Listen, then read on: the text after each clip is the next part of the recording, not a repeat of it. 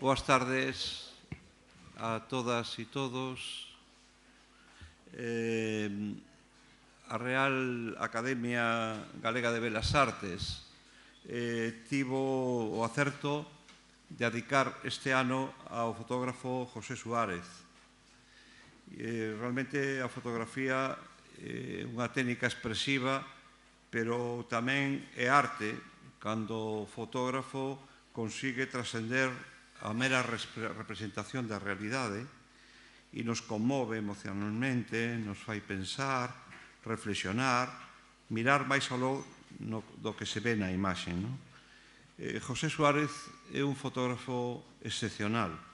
Realmente é o fotógrafo galego máis internacional e que, ademais de un fotógrafo que capta a realidade, é realmente un artista plástico capaz de capturar instantes da vida cotidián e proyectalas cara ao futuro.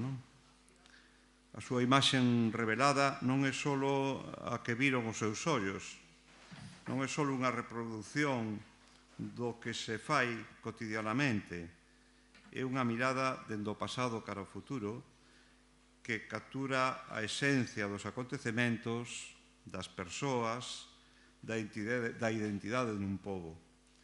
Nesa figura do neno agarrando co paixón a súa gaviota, que todos conocemos, está depositada o espírito dun pobo con futuro. O Ateneo de Santiago quere lembrar e recuperar do esquecemento a figura e obra de José Suárez, sabendo que xa fai uns anos o propio José Luis Suárez Canal acompañou os ateneístas pola Cidade da Cultura para ver en profundidade esa gran exposición con ese magnífico catálogo que é unha peza absolutamente imprescindible para conocer a obra de Suárez. E evidentemente non hai mellor persona para falar de José Suárez que Xosé Luis Suárez Canal. Levan o mesmo apelido, levan o mesmo sangue e, ademais, estamos ante unha persona que, para min, o historiador máis profundo da fotografía en Galicia. El, ademais de ser catedrático de francés nun instituto durante boa parte da súa vida, foi tamén profesor asociado na Facultade de Ciencias da Comunicación e, polo tanto, eu tuve unha convivencia de anos con el e sei da súa labor e da súa importancia para este centro, porque el foi quen de transmitirlle aos alumnos a importancia da fotografía, de valorar os traballos que moitas veces están depositados nun caixón sin que ninguén lle faga caso e que, gracias a esa esculca, a ese traballo de investigación, el, Suárez Canal, conseguiu facer aflorar a grandes fotógrafos galegos que estaban totalmente ocultos. O caso quizá máis significativo é o de Virxilio Viéitez, pero hai moitos máis fotógrafos dos que Suárez Canal estudiou a súa obra. Eu creo que realmente estamos ante un investigador que non solamente aborda o que é a teoría da fotografía, senón que é un teórico, un práctico da fotografía tamén, porque é un excelente fotógrafo e, ademais, un fotógrafo con unha visión artística extraordinaria, con obra nos principales museos, unha persona que, na que hoxe dediquemos a conferencia ao seu tío, tamén merecería unha mostra, como xa se ten feito en algúns lugares, e unha explicación desa obra tan interesante que, por encima da súa faceta de investigador, é capaz de producir Suárez Canal. A Facultade de Ciencias da Comunicación tuvo unha gran perda cando unha normativa un tanto absurda obliga a que os profesores asociados se teñan que ir aos 65 anos. E para nós realmente foi algo, hasta certo punto, traumático, porque a labor del cos alumnos é algo importantísimo. Non quero decir nada máis, hoxe a figura é o seu tío, José Suárez e deixamoslle a palabra a Xosé Luís para que nos fale dele. Moitas grazas.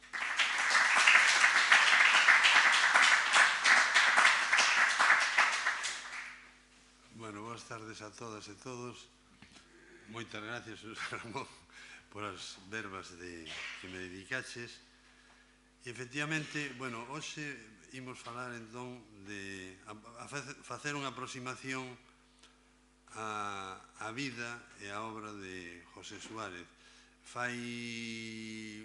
No 2015 fixemos a visita da exposición Un ollos vivos que pensan, no Gallás, e ali era unha aproximación, digamos, en profundidade, máis ben centrada na súa obra. O que vou facer hoxe é facer un percorrido pola vida que ten moitísimas lagoas aínda para nós. Eu fui reconstruindo a vida do meu tío a partir de 1974, cando morre, que a familia queríase desfacer un pouco, non sabía o que facer co arquivo fotográfico, e eu encargueime de sacalo adiante e de empezar a investigar e a profundizar na súa vida e na súa obra. Pero, como digo, hai cantidad de lagoas que quedan e que se van enchendo pouco a pouco, e esperemos que un día aparezca todo eso ben cheo, non? A principal lagoa, evidentemente, é a perda que non se atopa da película do documental que estaba a facer en 1936 e ten que sair exiliado, que é a película de Mariñeiros, que despois falarei un pouco dela, pero que non se atopa, pero que algún día, como pasou que a Galicia de Carlos Velo, poida aparecer e podámola ver todos aquí en Galicia, non? Bueno, a vida de José Suárez ten tres períodos fundamentais e cada un dos períodos vai a ter unha serie importante fotográfica. Empeza nos anos 30, e nace en 1902 en Allariz, e nos anos 30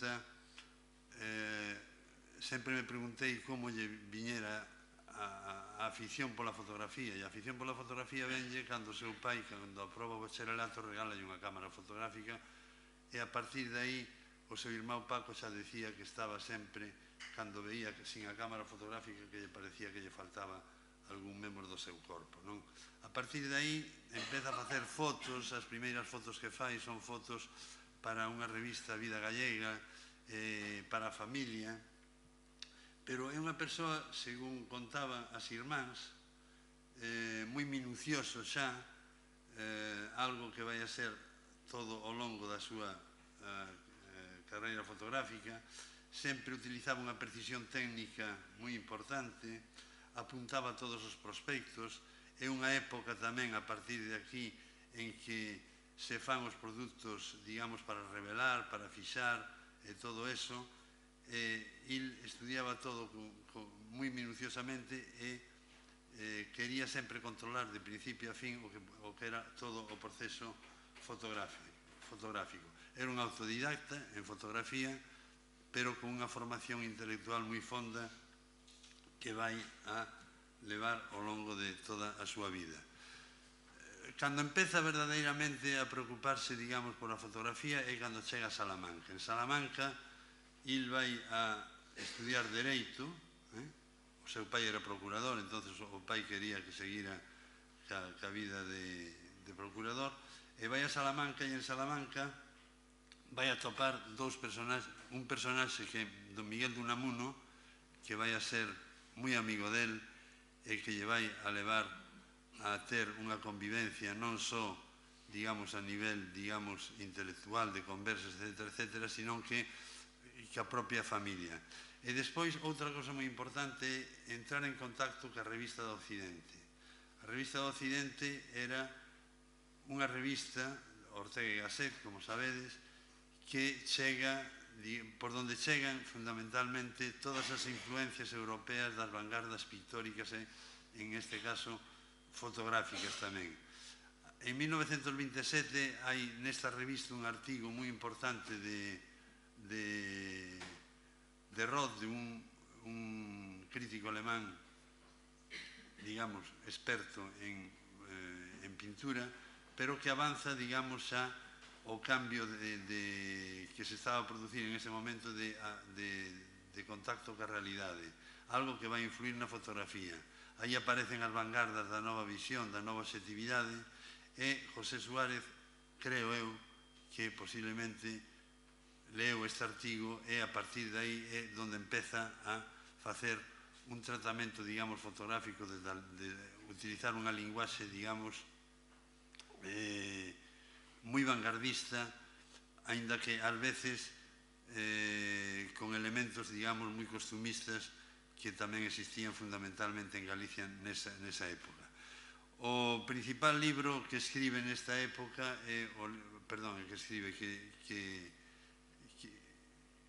que presenta fotográficamente é o libro de Salamanca, que é un percorrido por Salamanca que don Miguel de Unamuno fai o prólogo e ve fundamentalmente un percorrido moi cinematográfico e a característica fundamental é que son fotos pegadas no libro, é dicir, son fotos analóxicas pegadas no libro.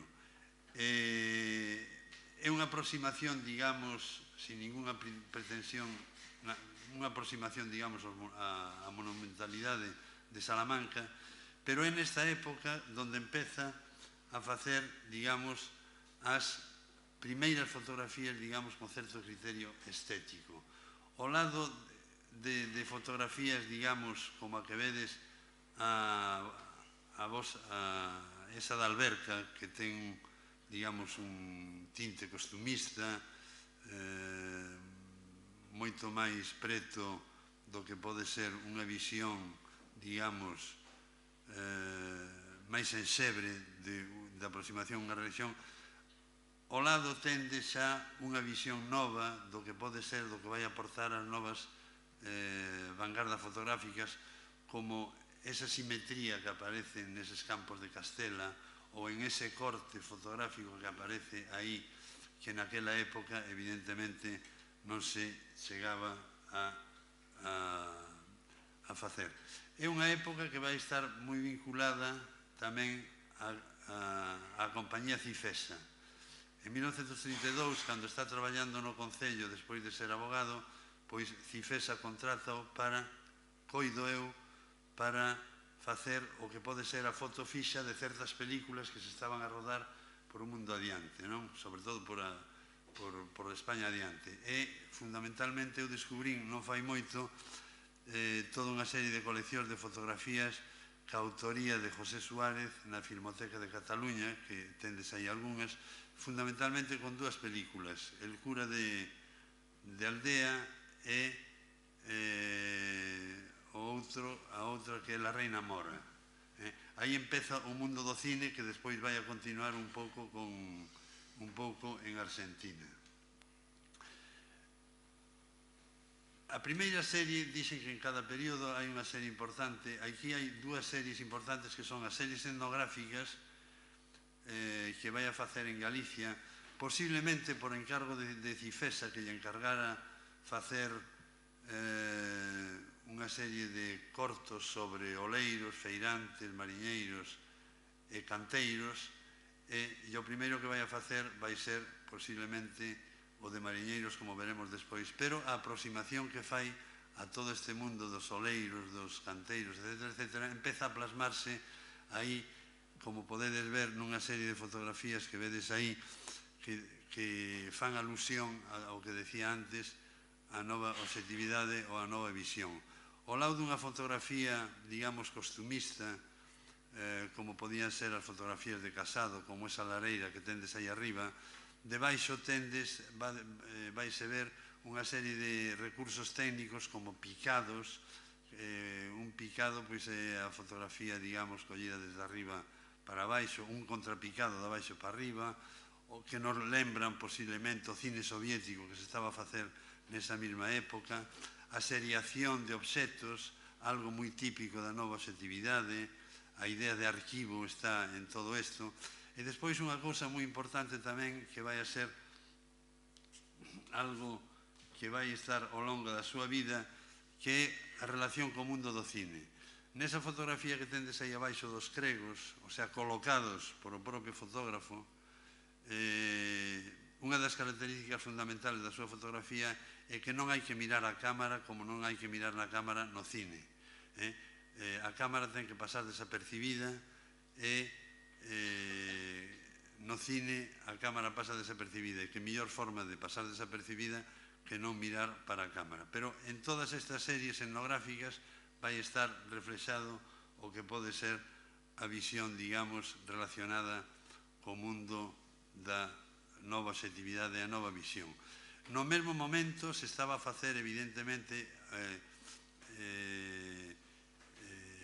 en Galiza, estaba a facerse fundamentalmente toda unha serie de fotografía de tipos, de fotografía costumista, de fotografías de xente símbolo, como aí tendes collén uns exemplos de Casado, fundamentalmente a Naisiña ou a de Pintos, que tendes aí o vello da Zanfoña, que representan, digamos,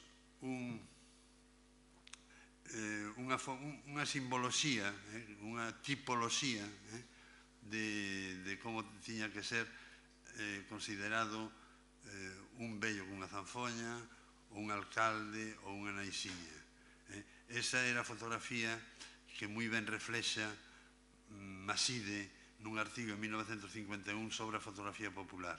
É un artigo extraordinario no que fala dese hieratismo, desa fixación que existe nos personaxes que miran a cámara, moi ao contrario do que pode ser, do que podía facer José Suárez nas fotografías que está a facer ahora.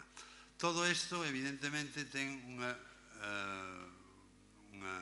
finalidade, o que normalmente sempre, moitas veces remata fundamentalmente no que pode ser en xornais, revistas, en este caso, unha das primeiras publicacións nesta revista Atalaya, que se está ahora, acaba de reeditarse esta revista, os familiares dos fundadores, etc., etc. En esta revista, en 1935, xa publica él todas estas fotografías, digamos, con esa relación que tiña ca nova visión ou ca nova objetividade. Todo isto tiña unha finalidade de publicarse, evidentemente, e publicarse en revistas prestixiosas como podían ser a que vedes aí Estampa ou a revista Ahora. Son traballos que teñen relación ca etnografía, ca cultura dos povos, etc., etc., e aí vemos o traballo da muller no campo, o carro galego ou as feiras galegas. Todo isto dentro xa do que existía nesta época, que era dunha composición, digamos, unha edición fotográfica dentro das revistas moi propia desta época, que estuveron moi a vanguarda nestos tempos a nivel fotográfico. Evidentemente, outra das finalidades da fotografía é a exposición fotográfica.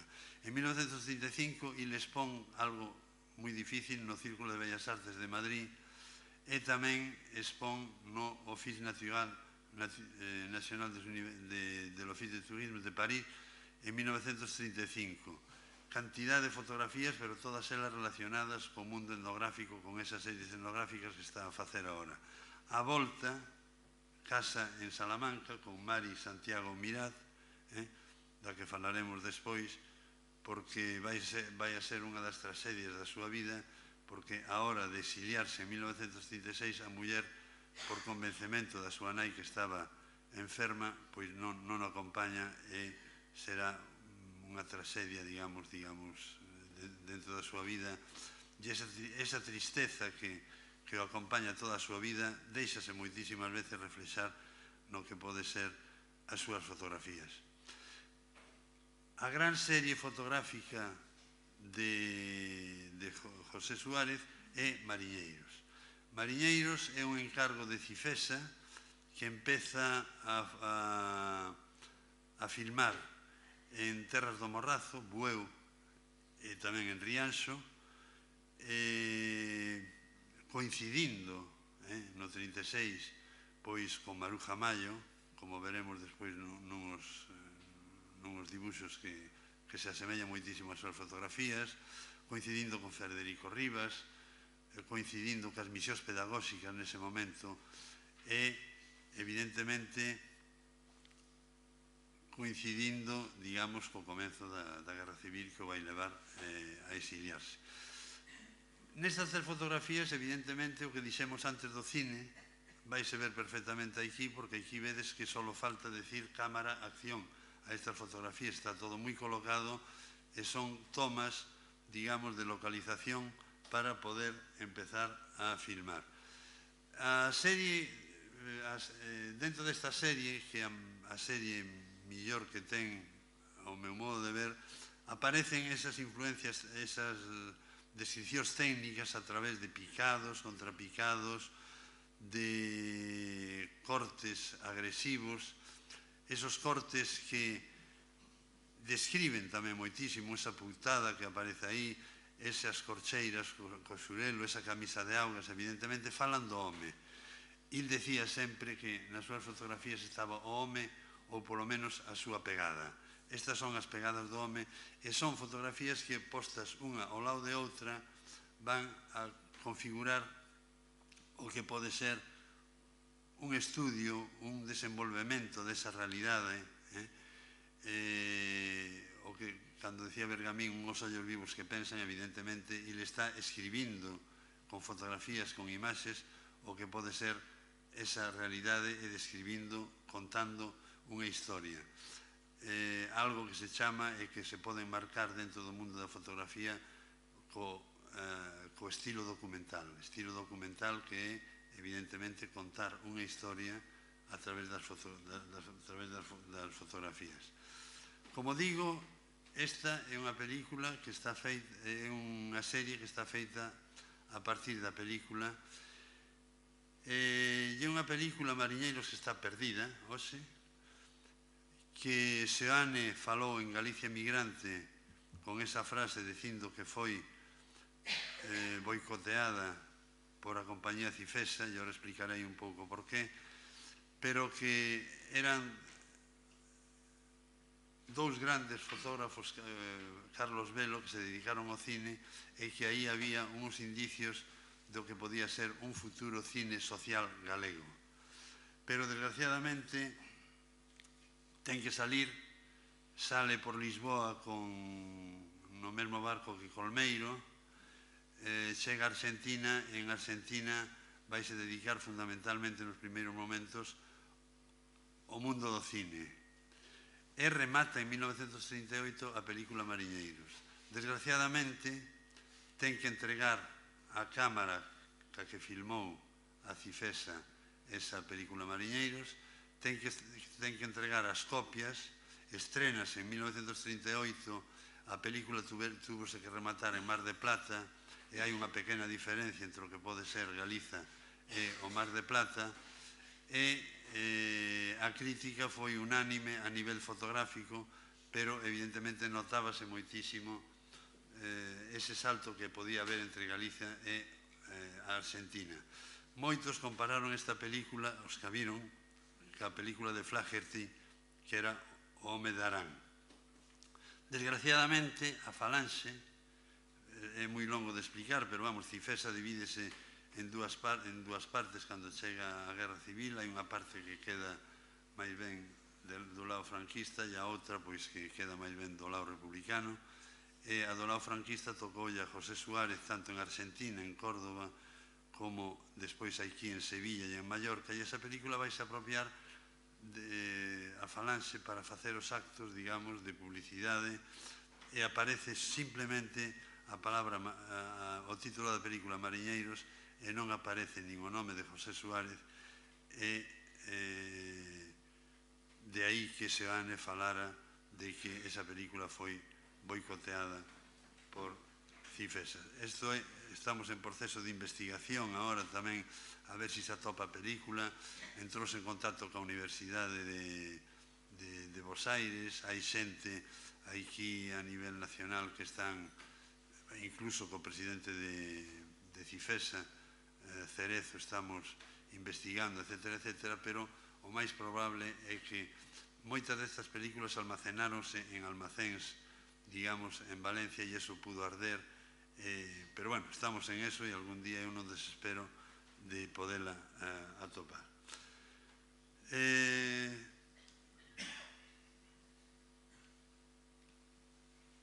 A segunda fase importante dentro da súa vida é o exilio. 1936, unha persona republicana, unha persona que coñece o Unamuno, unha persona que foi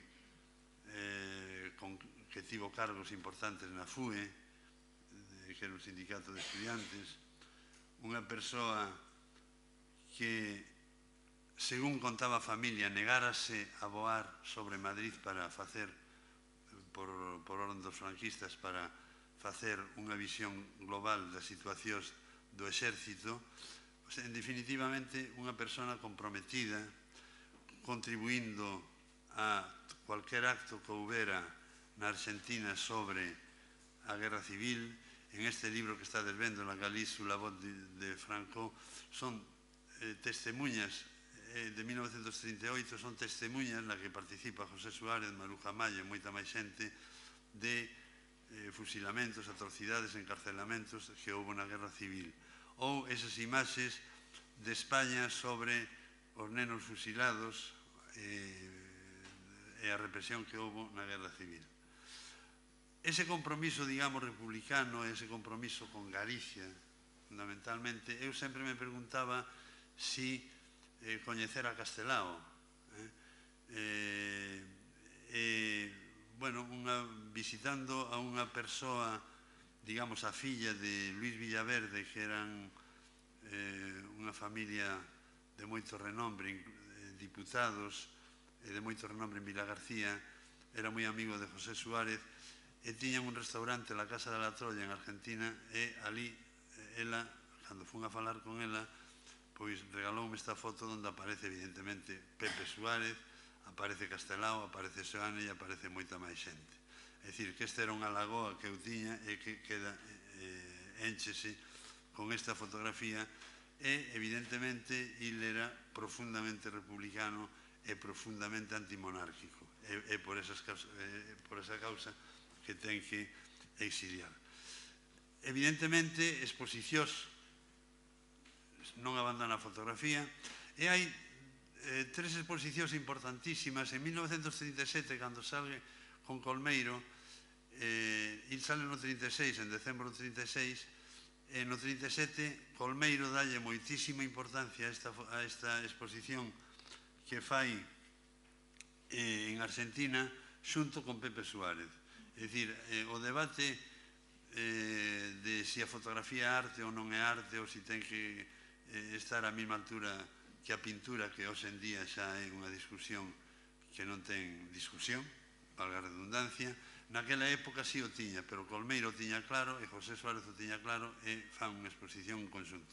Como a exposición esa de estampa de Galicia de artistas galegos no 42, donde tamén con Maside, con Castelao, con Nespereira, con cantidad de pintores galegos, aparece un fotógrafo que é José Suárez con 29 fotografías, todas elas fundamentalmente fotografías feitas a partir de as imaxes etnográficas e as imaxes de mariñeiros.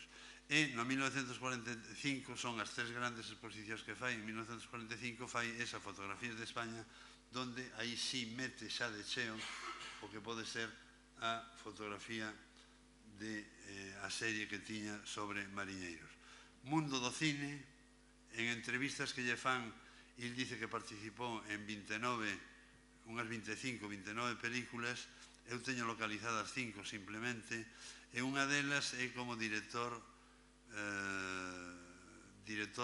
pero fundamentalmente traballa como director de fotografía.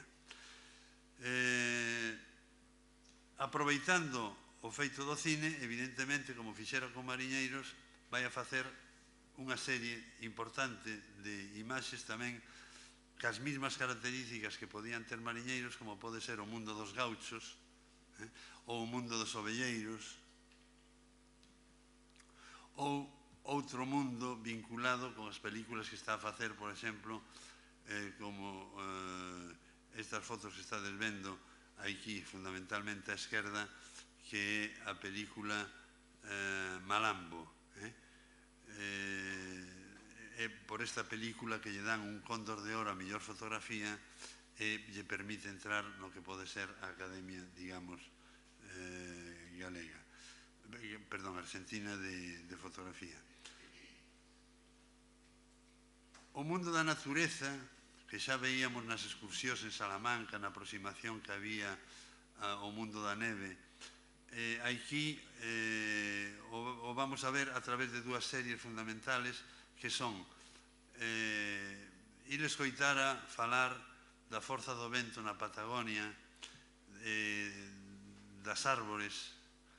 Entonces vai facer todo un estudio de árbores na Patagonia, dramatizando esas imaxes, como veremos que vai ser unha característica fundamental do que pode ser toda a obra fotográfica del, xa o víamos en Mariñeiros, donde a través dunha serie de filtros esas nubes, eses contrastes que pode haber entre o obxecto e o que pode ser o que hai detrás, pois dramatiza aínda moito máis o que pode ser a imaxe.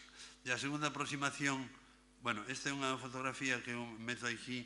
Antes falaba da discusión que podía haber de a fotografía e arte. Il con Seoane tiña moitísima amizade e atopei no seu arquivo esta fotografía que lle dedica a Seoane e que compón il, evidentemente, esta fotografía con estos cráneos e lle escribe dicindo que aí tes unha fotografía, o que estades lendo aí, unha fotografía que no Polo Sur hai tamén brotes de arte nova. Pero a segunda aproximación que pode haber á natureza é o mundo da neve. Il era un apasionado da neve, xa en Salamanca practicara moitísimo o que pode ser da neve, o que podía ser o mundo da neve, e aquí a aproximación que vai a facer tamén vai ser unha aproximación moi desde o punto de vista técnico e desde o punto de vista da descripción fotográfica, que teñen moito que ver con Mariñeiros, eses cortes, esas imaxes diagonais, que moitas veces as corta el para facelas máis dinámicas, eses obxectos, esos esquís que aparecen aí.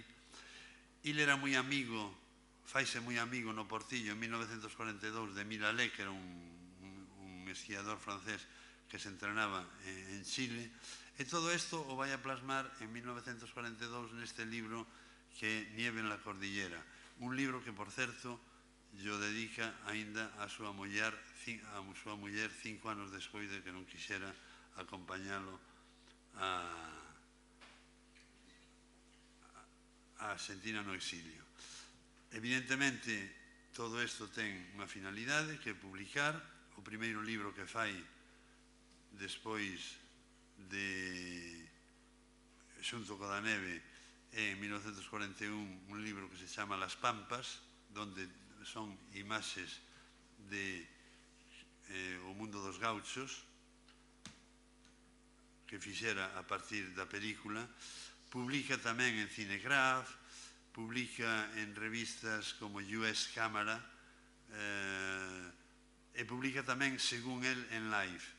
Eu teño que decir tamén que nas investigacións que fixen sobre Life e todo eso non atopei ninguna foto de José Suárez, pero il o repite varias veces, entonces quere decir que terei que seguir buscando a ver se atopo algo que publicara en Life. E publica fundamentalmente tamén en Galicia, que é unha revista do Centro Galego de Bos Aires, e son esas fotografías, digamos, que teñen unha relación co que estaba a facer el aquí en Galicia, que era Mariñeiros, ou as fotografías, digamos, etnográficas, en este caso, a Malla. Bueno, farto un pouco do mundo do cine, da sofisticación que existía, etcétera, etcétera, e vaise vivir a Punta del Este, que é en Uruguai, unha playa, digamos, de moda naquela época, e aquí, tanto en Punta del Este como en Argentina, porque anda a cabalo dos dous países, donde vai a topar a todos estes grandes amigos de él que van a facer Ramón Pérez de Ayala. Cando Pepe Suárez chega a Argentina e Ramón Pérez de Ayala xa está en Bos Aires e descubre que é amigo de Unamuno, quiso coñecelo e o coñeceu. Bergamín, Casona, do que fixo algunha adaptación fotográfica como director de fotografía de algunha película, Alberti, todos eles con dedicatorias. Aquí temos o que pode ser Lorenzo Domínguez ou un del Pío Ortega, que era un biólogo, ou a familia Gori Muñoz, que tendes á dereita, abaixo tendes a Carmen Antón, que era unha actriz de La Barraca de Lorca, co seu marido Gori Muñoz, que era o que deseñaba os decorados, e toda esta xente son a xente que lle permite, digamos, vivir dunha forma moito máis doada no todo o que pode ser o exilio. Colabora moitísimo con Seoane en Galicia Migrante e colabora tamén na primeira revista de a Guía de Galicia de Otero Pedralla. Farto tamén do mundo de Punta del Este, da sofisticación da sociedade, da pequena burguesía que existía ali, vaise evidentemente a Xapón. Vaise en principio como corresponsal de dous xornais, La Prensa de Buenos Aires e El Día de Montevideo, e vai a pasar ali 2 anos preocupándose fundamentalmente por o que pode ser toda esa cultura nova que la topa. Aquí, dende o punto de vista fotográfico, atopamos un cambio con relación ao que podía ser as series documentais que vimos antes de mariñeiros, Los Gauchos, Ovelleiros, que contaban unha historia. Aquí aproxímase moito máis do que pode ser o mundo do xornalismo. É dicir, o mundo que estaba moi de moda nesa época, que era o mundo das revistas, digamos, de fotografía, como podían ser Life, de autores como podían ser Cartier-Bresson, ou Werner Bishop, ou Robert Doisneau, que salían á rúa a ver o que, entre comillas, cazaban e facían esas fotografías.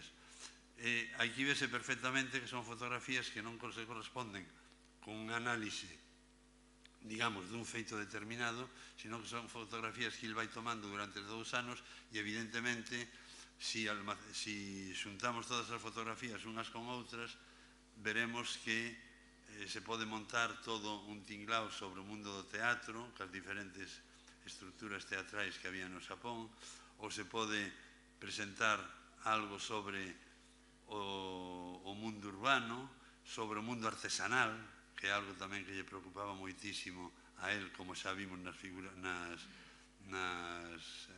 fotografías etnográficas, e aquí evidentemente vai se preocupar por todo eso, pero dunha forma, digamos,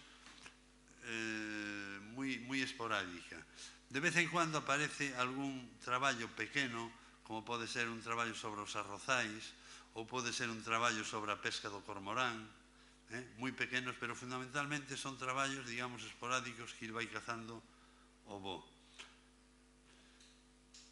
Sin embargo, de vez en cuando aparecen esos elementos importantes do mundo dos obxectos e incluso esa relación que decía antes con o mundo de Magnum, como aquí vedes, puxen 2 fotos moi parecidas, unha de José Suárez e outra de Werner Bishop, que era un fotógrafo, digamos, da Axencia Magnum e que ten un libro moi importante sobre Xapón, e que José Suárez fai alusión moitísimo no diario personal ás fotografías de Werner Bishop.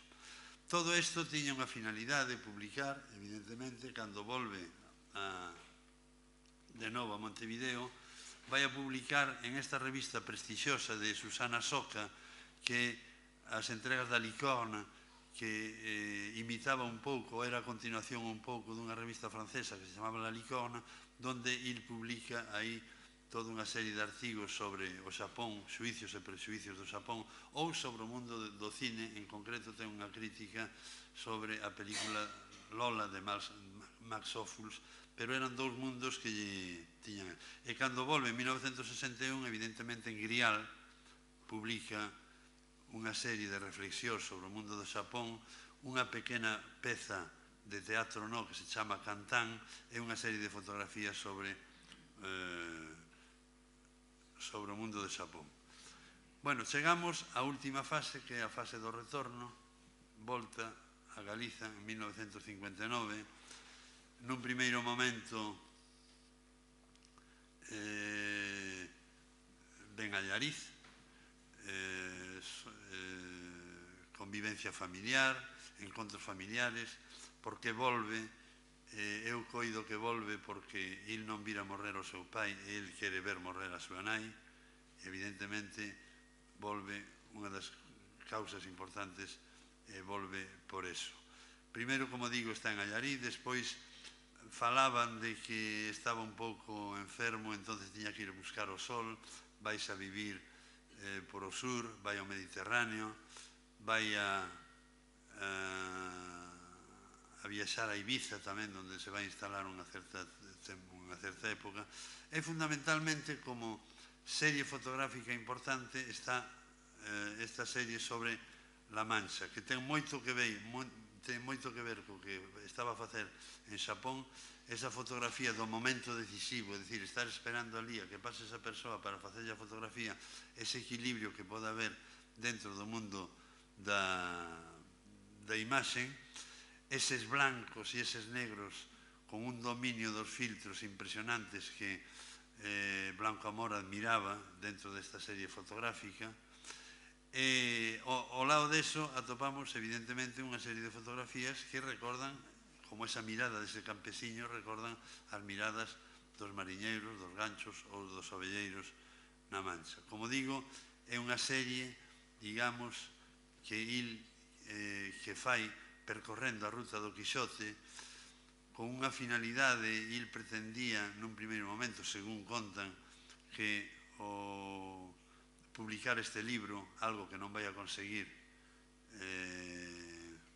en vida, que eu un pouco en homenaxe a él conseguín a través do Instituto Cervantes, e fixen un libro sobre La Mancha, pero son, digamos, que son fotografías que en un principio o prólogo o iba a escribir Rafael Alberti, pero son cousas que se falan e que se dicen, pero que nunca conseguiu facer.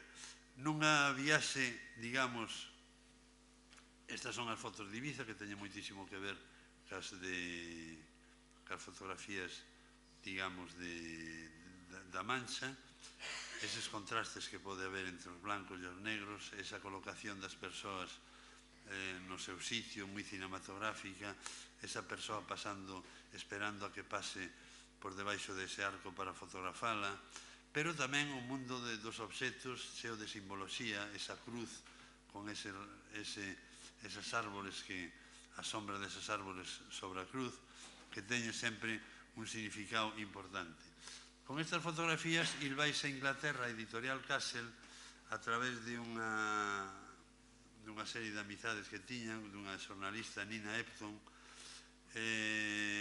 a presentarlle a Editorial Castle as fotografías da Mancha para que lle fixeran un libro. Evidentemente, Editorial Castle o que lle dice que non queren facer o libro da Mancha, pero que lle encargan un libro sobre os touros. Il tiña unha relación co mundo dos touros en Salamanca, cas gandeirías, etc., porque a súa muller e a súa familia tiña unha relación cos gandeiros daquela época e incluso cos toreiros naquela época, como podía ser Belmonte. Fai un libro sobre os touros, non queda moi contento. Eu coido que ten unha edición bastante moderna, bastante interesante, pero é un libro que incluso eu escollín aquí unha serie de fotografías que sí poden ter algo que ver ca fotografía que el realiza, esas sombras, esos encadres, esa colocación das persoas, ese mundo dos obxectos, as miradas que non miran, etcétera, etcétera. Pero é un libro que eu enseñei a unha persona que entendía de touros e me dixo que o fotógrafo non sabía nada de touros, pero que eran moi boas fotografías, parece ser. Cando volve a Galiza, de novo, a partir instálase primeiro en Allariz, despois no sur, en Ibiza, etc., volve a Galicia e intenta percorrer unha serie de sitios que il fixera fotografías antes. Fai unha fotografía dos mariñeiros. O mundo dos mariñeiros non teñen a mesma forza que tiñan xa no 1936, pero sí hai algunhas fotografías que lembran o que podía ser esa fotografía da serie Mariñeiros que fixo en 1936, como este secadeiro de polvos, ou ese rapaz o home mirando tamén ao lonxe. E ao lado coloquei dúas fotografías que para él tiñan unha serie de simboloxía moi grande, e as dúas tiñan moito que ver ca súa ideoloxía. A primeira para él eran as cadeas e a religión que aparecían aí con ese cura pasando por a Praza do Obradoiro, e a segunda que todos coñecedes, que hoxe pasei por diante aí, pero non hai isto que cando eu estudiaba aquí no 68 sí existía isto, militares, curas, etcétera, etcétera. Hoxe hai outra cosa completamente diferente, pero eran dúas imaxes e dúas fotografías que tiñan moito sentido para él. Nos anos 60 volve de novo a Xapón un ano, casualmente ten un encontro con Kurosawa, a quen lle fai unha entrevista cando está filmando e asiste a unha filmación de Los canallas duermen sempre en paz. Bueno, é unha relación con Kurosawa e a través das notas persoais que deixou, pois apréndese moitísimo de o que pode ser o mundo do cine. Fundamentalmente, il non critica, pero admira o desorden que pode haber no plató de filmación e que despois salgan unhas películas tan perfectas como podían ser as de Kurosawa. Fai unha serie de fotografías relacionadas co mundo do judo que teñen unha finalidade moi plástica, e fai tamén con unha finalidade moi plástica unha serie de fotografías, as primeiras fotografías a cor, porque nesta segunda fase que vai si empeza a facer fotografías a cor para utilizalas despois cando ven de novo a Uruguai, utilizalas dando unha serie de conferencias na universidade sobre o que pode ser, digamos, a vida no Xapón, fundamentalmente o arreglo de flores, ou, como pode ser esta, o cultivo de perlas na illa Mikimoto. E unha das últimas series que fai é nunha viaxe a Inglaterra de Glyndebourne. É unha serie que neste momento tiña moito... Hai un fotógrafo inglés que é Tony Ray Jones, que neste momento está a facer justamente un traballo importantísimo sobre Glyndebourne e de unha modernidade impresionante, e que vai ser o pai, Tony Ray Jones, de moita xente, de fotógrafos contemporáneos ingleses. E José Suárez aproxímase tamén a este mundo de Glyndebourne, que, como sabedes, é un sitio pequeno onde hai ópera e ao mesmo tempo a xente vai vestida de gala e todo eso, pero está facendo picnic nesa época. A finalidade de todas estas viaxes que il fai por o mundo adiante, il falaba de que dira 2 veces a volta ao mundo, vaise plasmar en 71 reportaxes que vai a publicar cando está aquí en Galicia, e coido que deso vive un pouco na prensa de Buenos Aires. Son reportaxes que teñen que ver co Xapón, con Grecia, e moitísimas delas co mundo dos mariñeiros e das fotografías etnográficas galegas. As dúas últimas, xa en Ourense, en 1967, deixa de facer completamente fotos. entra nunha certa depresión, está moi só, moi triste, según contan os amigos como Saturnino Rego, Pastor Fábregas, etc., de Ourense, que o atopan completamente abandonado a el mesmo. Seoane tamén, cando vai a ver a Coruña, o atopa así. Núñez Búa, cando fala de él en Ourense, pois tamén o atopan, sentían que un amigo se iba. Amigo de Carlos Casares nas tertulias do Hotel Miño en Ourense. Carlos Casares vai no convencer para que faga a última exposición, que vai a ser a exposición de Mariñeiros. Curiosamente, unha das primeiras exposicións é Mariñeiros en Bos Aires, e a última exposición que vai a realizar vai ser na Sala de Arte en Vigo, en Mariñeiros, en 1967. Uns anos máis tarde vai a ser en 1971, vai a facer a mesma exposición en Ourense no Museo Arqueolóxico. As últimas exposicións que fai en 1974, pois suicídase na Guarda, deixando esta carta que podedes ler todos aí, donde fala justamente que ao mirar as súas fotografías, pois algún amigo podrá recordalo escoitando o Réquiem de Foré. E no outro bolso das illas, según testemunho de Isaac Díaz Pardo, fundamentalmente, e de a familia que asistiu, digamos, ao levantamento do corpo, apareceu este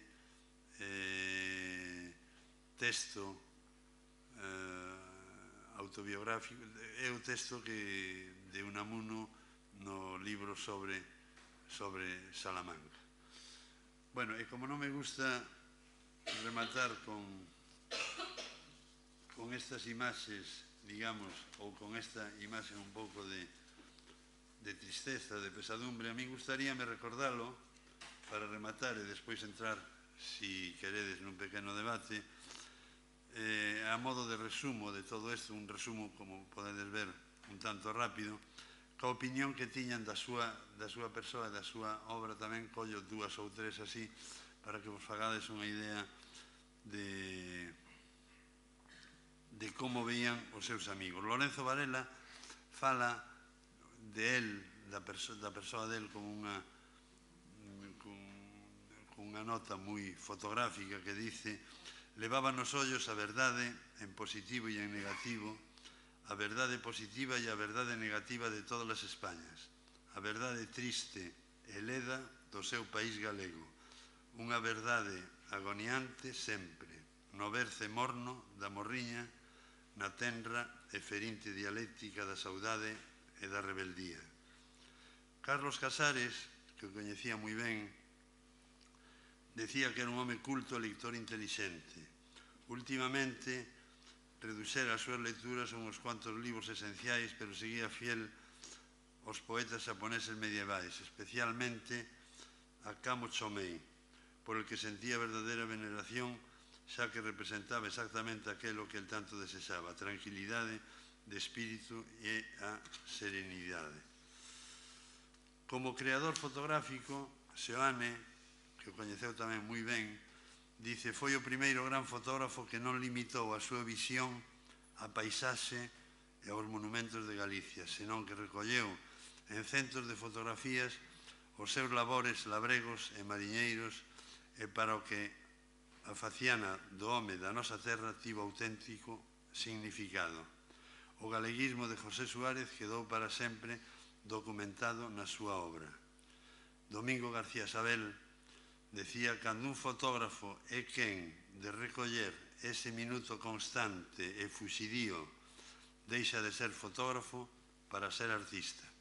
E Emilio Salcedo decía, é un periodista del norte de Castilla, decía: a fotografía para él foi unha necesidade plástica de expresarse. E as tres frases que para min resumen o que pode ser, digamos, a vida e a obra de José Suárez son unha frase del que dice: non violento a vida que atopo ao meu lado, e pódese ver perfectamente no que pode ser as súas fotografías. Sempre non roubaba nada, facía fotos sempre estando de acordo ca persoa que estaba enfrente. Outra frase del que dice: nas miñas fotos, xa a dixen antes, sempre está o home ou polo menos a súa pegada.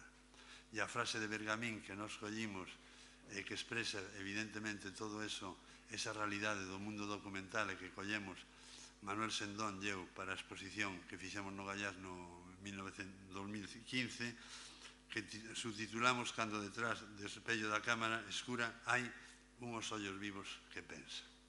Bueno, estas son as frases así cas que quero terminar. E agora, pois, se tendes algunha pregunta que facer, pois podemos ampliar o debate.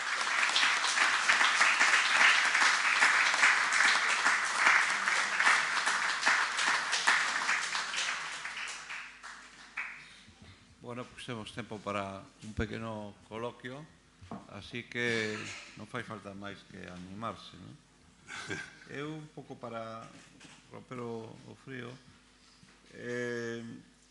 vexo na fotografía de Suárez pois unha gran técnica fotográfica, non? Que sorprende un pouco para a época, non? Sei que tamén el foi de alguna forma colaborador de Canon, non? Foi como testador de cámaras fotográficas e demais. De onde ven esa formación técnica? Bueno, eu xa dixen antes, como moitos fotógrafos, era un autodidacta. Entonces, evidentemente, cando vai a... Il tiña unha cámara Canon, e cando vai ao Xapón parece ser que vai por encargo de Canon, e Canon falase, non se sabe moi ben, de que fixo fotos ali e fixo exposicións ali, esa influencia de Canon. Pero o que sí teño en unha casa son cantidad de prospectos de revelador, de fixador, de cámaras fotográficas, a primeira cámara cenzabrónica, a mamilla flex, que ainda anda por aí. Ahora hai en Ourense a exposición que fixemos no Gallás un pouco máis reducida, e aí expuxemos dúas pezas que para mí son fundamentales: a mamilla flex, que ele utilizou ao final de todo e que se desprendeu deso por cuestións, digamos, de tipo económico, e as vendeu, etcétera, etcétera, pero as localizamos e podemos poñer aí. E despois está o barco Javiota tamén, que está restaurado, pero que está original aí, non? Entonces, todos esos prospectos e todo eso o tiña il moi controlado. E aparte que, analizando os negativos, esa precisión da que falaba Blanco Amor, dos blancos e negros que existen na Mancha, o Nibice, todo eso é producto dunha técnica moi precisa. O sea, vese que hai moi poucos negativos tirados, moi poucas fotos. Oxe, que as fotos digitais, bueno, pois se non sirven, pois facemos 20.000, tal, pero antes, evidentemente, había que ter unha precisión. O mismo lle pasaba a Virgilio Viéitez ou a outros fotógrafos que facían unha foto onde puñan o ollo, puñan a fotografía, non? Eso vese tamén, que hai moi poucos negativos. Entonces tiñan unha gran técnica que a controlaba perfectamente, pero eu coido que eso debía ser autodidacta, claro. Todo eso ven a forza de utilizar eso. Preguntas por aí? Bueno, parece que a súa produción fundamental é fotografía, pero eu quixera que me explicaras un pouco máis a súa, digamos, produción cinematográfica, máis relacionada como director de fotografía en filmes. Falabas da relación con Carlos Velo, e non sei se hai aí máis temas para, xa seña para investigar ou xa seña para sacar a relucir, non? Un pouco a súa proxección no ámbito cinematográfico como director de fotografía. Bueno, con Carlos Velo, quen o pon á mesma altura, eu non sei se coñeceu a Carlos Velo.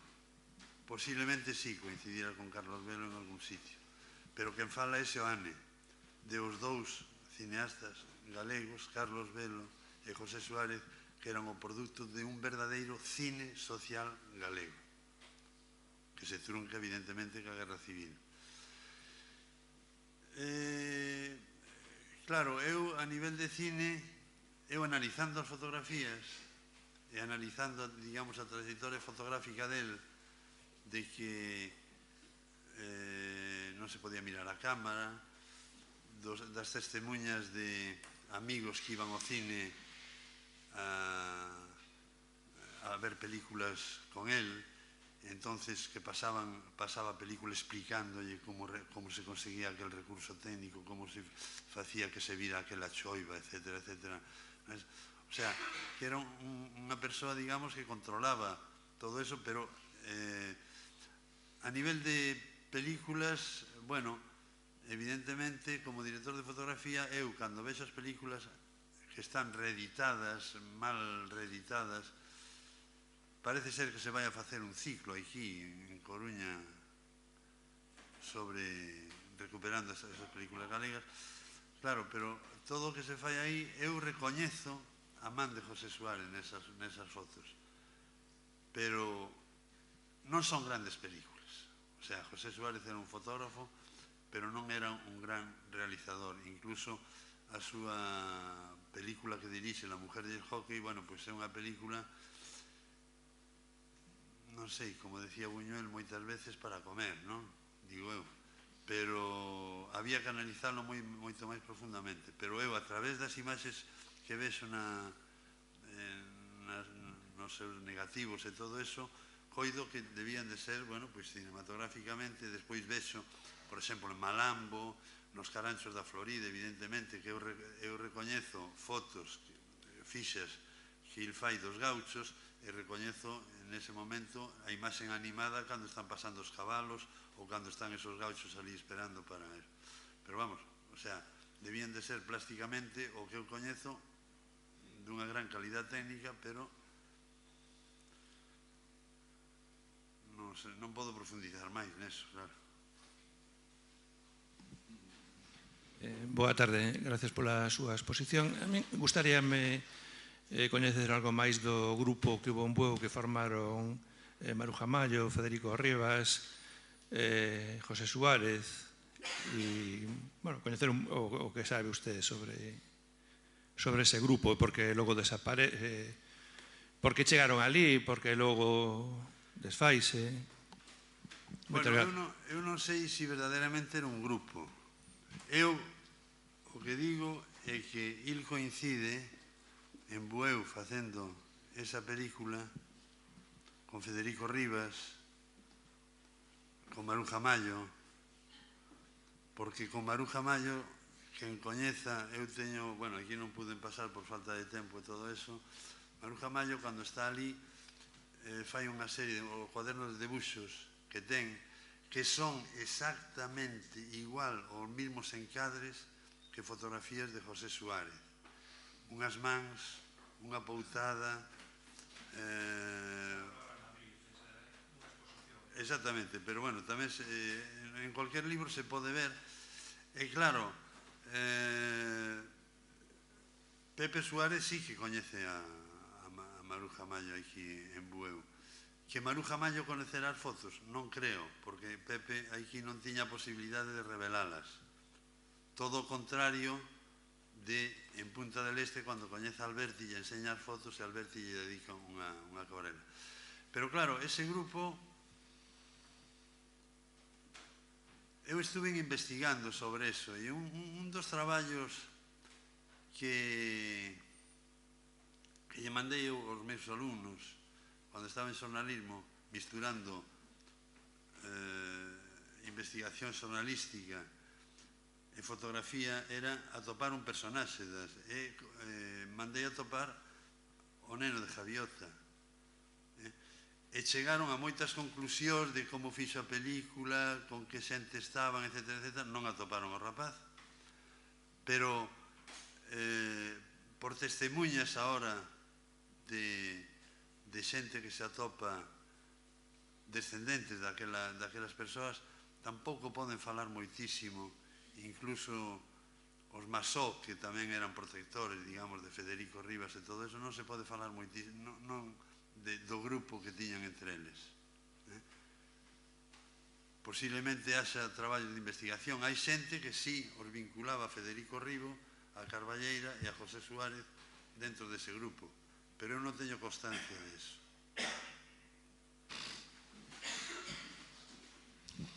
Moitas gracias. Bueno, para min é unha alegría que a Real Academia Galega de Belas Artes se detivera nun fotógrafo, non? Que é a primeira vez que... A nivel de Estado tamén. Tamén, fíxate. Pois sí, a verdade é que está moi ben, non? Bueno, estamos agora intentando facer un museo en Allariz de José Suárez, a ver se vai, se o conseguimos, reeditaron o libro de novo a Xunta, é dicir, que hai un... O catálogo, non? Sí. O sea que sí, que está funcionando de dedicarlle o Día das Artes Galegas, está tendo repercusión, non? Sí, o sea que están facéndose moitos actos. Eu outro día fixe un acto aquí en Santiago no Conservatorio, música e José Suárez, cantidad de fotos que recibo dos institutos, de xente, de exposicións que copian fotos, diferentes actos que seguirán, vamos. Bueno, a min cando foi a outra exposición a que fixerades no Gaiás, chamábame moito a atención o feito de que a música era dos sobrinhos netos, non? Esa era a idea que eu tiña. Exactamente, dos sobrinhos netos, si, son dúas fillas do meu irmão Alfredo e os maridos.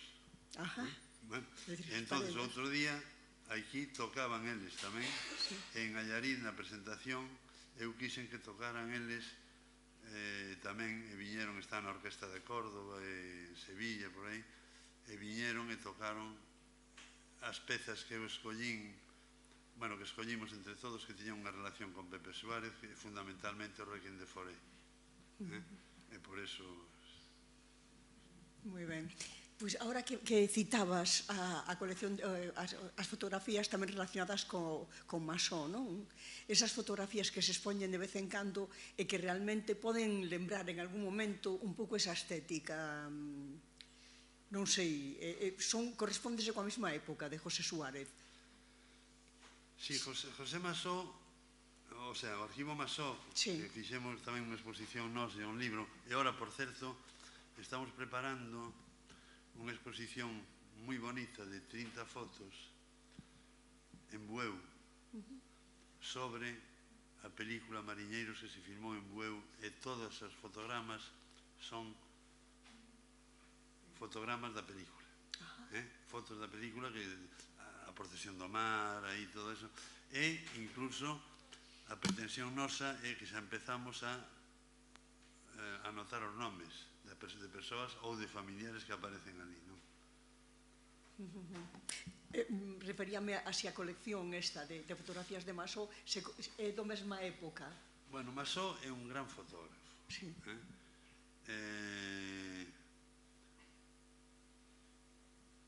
Pero a outro nivel, é dicir, Masó non ten os mariñeiros, non ten a fotografía etnográfica, Masó fotografía máis ben a burguesía, a familia del, pero a fotografía, claro, era un personaxe que tiña unha formación técnica e fotográfica, viaxaba moitísimo, entonces, claro, as revistas tiñan unha pasión, tiñan un material bastante bon, etcétera, etcétera,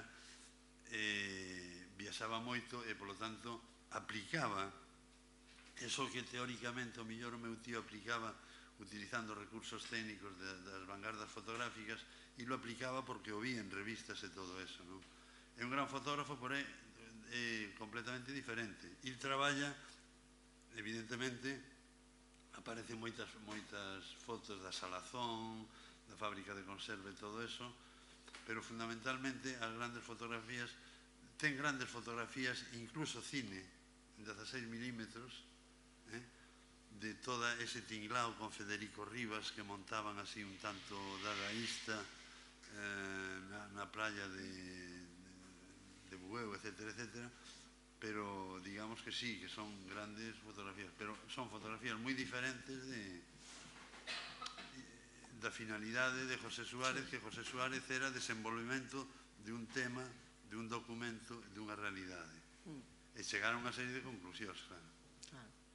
Pois moitas grazas. A verdade é que a reflexión que compre non é a tristeza da guerra civil e todo o que produciu, non, a marcha de toda esta xente que era tan interesante, de tantos artistas, de tantos intelectuais, e que cando volven, ademais, se encontran, como decías ti antes, non?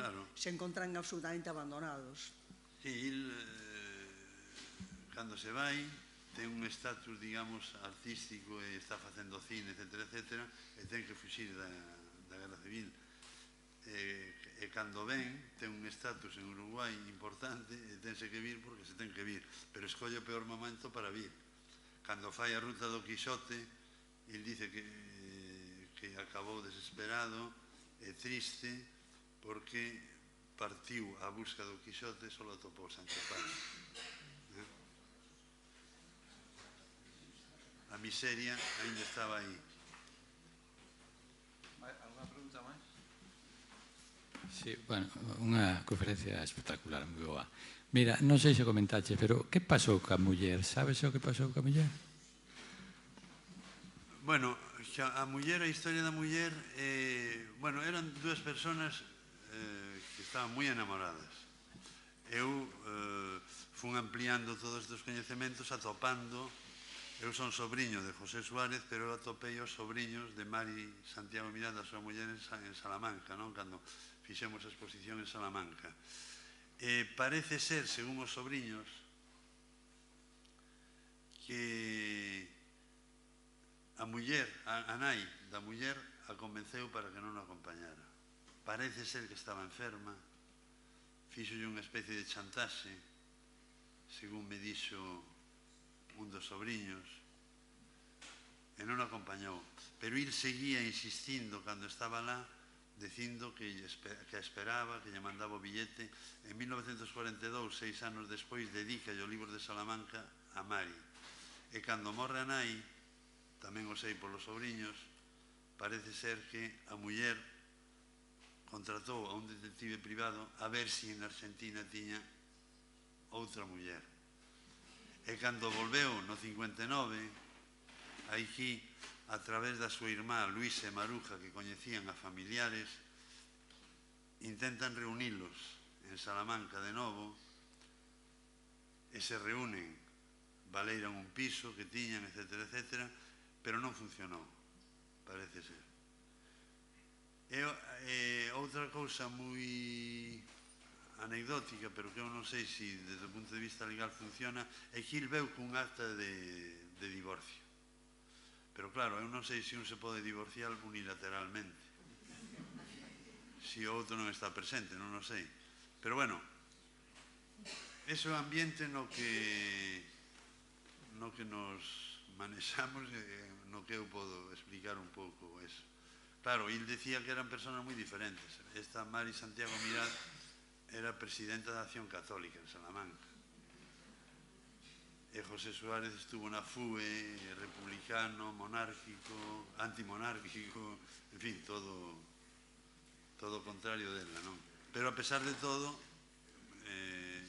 queríanse moito, parece ser. Alguna pregunta? Bueno, pois se non damos por Moitas gracias. o acto, agradecéndolle de novo a Xosé Luis a súa intervención, tamén dándolle o agasallo do Ateneo, que neste caso é un pouco diferente porque xa ten o que é institucional. Bueno, moitas gracias.